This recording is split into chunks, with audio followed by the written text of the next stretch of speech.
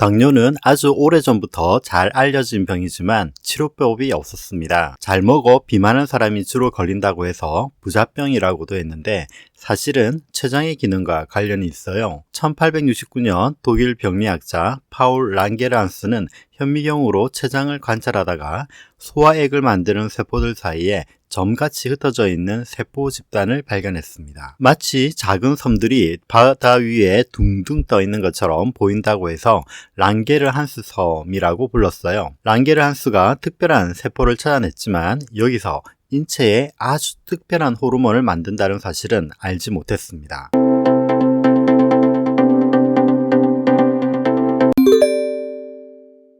1889년 독일 슈트라스부르크 대학의 요제프 메린과 오스카 민코프스키가 건강한 개의 췌장을 떼어 제거해 보았습니다. 그러자 개는 실험실 바닥에 많은 오줌을 누웠어요.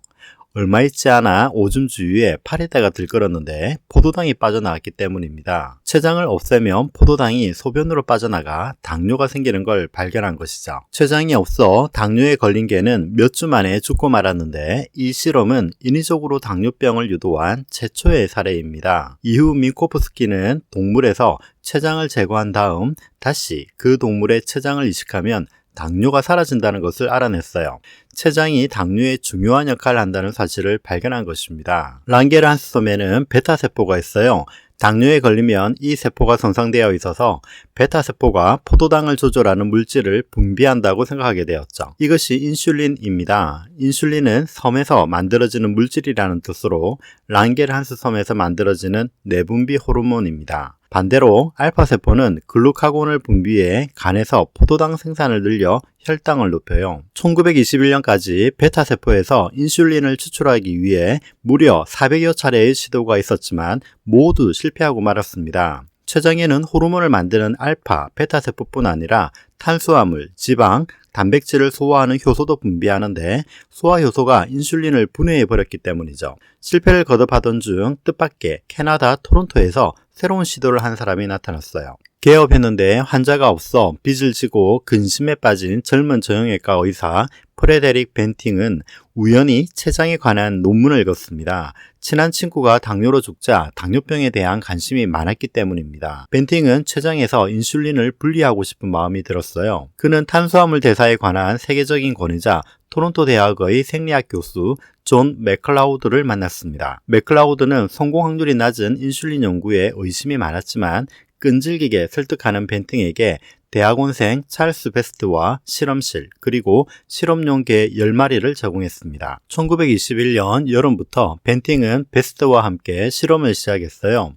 췌장에서 나오는 트립신이라는 단백질 분해 요소가 인슐린을 분해해 인슐린을 추출하려는 시도는 번번이 실패하고 말았죠. 인슐린이 분해되기 전에 췌장에서 추출하는 방법을 찾아야 했습니다. 여러 차례 시행착오를 겪은 뒤 벤팅은 개의 췌장관을 묶는 방법을 알아냈습니다. 그러면 트립신을 분비하는 세포가 먼저 파괴되어 인슐린이 효소에 의해 분해되는 것을 막을 수 있었어요. 수십 마리의 개가 희생되고 마침내 벤팅은 랑게르한스 섬에서 인슐린을 추출할 수 있었습니다. 순수한 인슐린이 아닌 여러 가지 성분이 든 혼합물이었지만 혈당을 낮추는 인슐린이 들어있었어요. 벤팅과 베스트는 췌장을 제거해 당뇨에 걸리게 한 개에게 자신들의 추출물을 주사해 보았죠. 혈당을 재보니 수치가 아주 낮게 나왔습니다.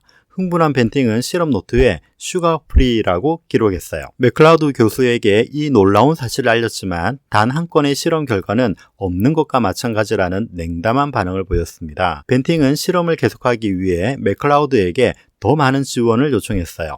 그러나 맥클라우드는 냉정하게 대했습니다.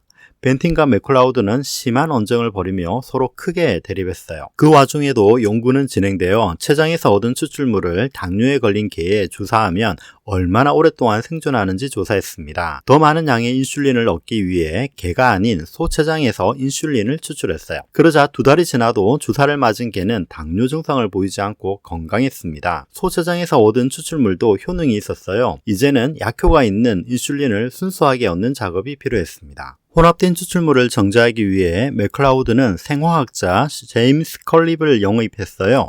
컬립의 합류로 순수한 인슐린을 얻을 수 있었고 임상시험에 필요한 양을 확보할 수 있었습니다. 1922년 1월 병원에 입원한 13살의 중증 당뇨 환자 레너드 톰슨에게 인슐린을 투여했어요. 그러자 혈당이 크게 떨어진 걸 소변 검사를 통해 확인할 수 있었습니다. 정상 혈당을 찾게 된 톰슨은 활발하게 움직이며 금세 건강해졌어요. 인슐린을 사람에게 투여한 첫 번째 사례입니다. 당시엔 불가능했던 당뇨병 치료에 성공한 것이죠. 수천 년 동안 인류를 괴롭힌 난치병 당뇨는 인슐린 발견으로 획기적인 전환을 맞았습니다. 그러나 예기치 못한 일이 벌어졌어요. 위대한 업적을 이룬 4인조 팀은 서로의 공을 두고 치열하게 싸웠어요. 이건 내가 한 일이야. 내가 아니면 순수한 인슐린을 얻을 수 없었어. 컬립은 벤팅에게 뽐내며 말했습니다. 아니야. 인슐린을 추출한 사람은 바로 나라고. 벤팅은 자신의 성과를 가로채려는 컬립과 다툼을 벌였어요. 시비를 걸며 자신에게 대드는 컬립에게 화가 난 벤팅은 주먹질까지 하게 되었죠. 벤팅에게 맞아 컬립의 눈은 퍼렇게 멍이 들었습니다. 당뇨병 치료에 신기원을 이룩한 공로로 발견 2년 만에 1923년 노벨상이 벤팅과 맥클라우드에게 공동 수상되었습니다. 벤팅은 당시 32살에 최연소 노벨 생리의학상 수상자가 되었죠. 하지만 벤팅은 맥클라우드의 수상에 이의를 제기했어요. 도움을 주었으나 실제 실험은 벤팅과 자신의 조수 베스트가 했기 때문에 지원만 해준 맥클라우드가 노벨상을 받는 것은 부당하다고 주장했습니다. 옥신각신 끝에 결국 맥클라우드만 스웨덴에서 노벨상을 받았고 벤팅은 참석하지 않았어요. 이후 마음을 바꿔 수상을 허락한 벤팅은 자신이 받은 상금을 절반으로 나눠 베스트에게 주었습니다. 그러자 맥클라우드도 컬립에게 상금을 나누어 주었죠. 노벨상이라는 영광과 돈이 개입되자 그때까지의 협력과 팀워크는 사라지고 말았습니다. 벤팅은 베스트와 함께 인슐린 제조 특허권을 토론토 대학에 단돈 $1에 넘겼어요. 인슐린으로 엄청난 돈을 벌 수 있었는데도 생명을 살리는 옷을로 돈을 벌 수 없다고 생각했기 때문입니다. 인슐린을 발견해 인류에게 거대한 선물을 안겨준 벤팅은 제2차 세계대전에 자원 입대해 50세에 비행기 사고로 세상을 떠나고 맙니다. 토론토 대학으로부터 약품 제조권을 얻은 미국 제약회사 엘리 릴리는 인슐린을 대량 생산하기 위해 인디애나폴리스에 큰 공장을 지어 소, 돼지에서 얻은 추출물을 정제해 인슐린을 생산해 판매했어요. 당뇨에 걸린 사람에게 인슐린은 유일한 희망이었죠. 수많은 사람이 인슐린을 맞길 원했고 벤팅이 발견한 인슐린은 불치병, 당뇨 치료에 새로운 장을 열었습니다.